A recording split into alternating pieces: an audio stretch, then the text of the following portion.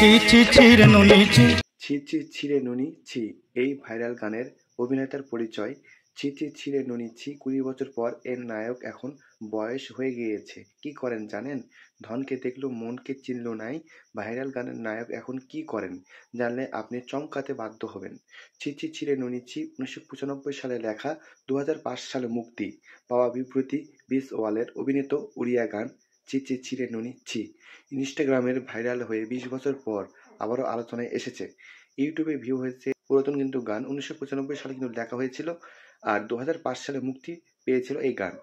ছি ছি ছিঁড়ে নুনি ছি ইনস্টাগ্রামে কিন্তু ব্যাপক ভাইরাল হয়েছে। ২০ বছর পর বিপ্রতি বিসওয়াল আবারও আলোচনায় এসেছে।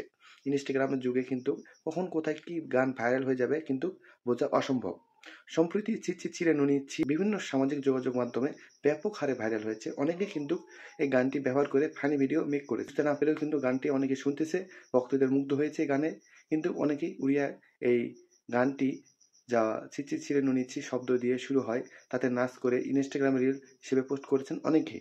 কিন্তু ব্যর্থ প্রেমের গান মন জয় করেছে। ২০ বছর পরও কিন্তু গানটি ভাইরাল হয়েছে সামাজিক যোগাযোগ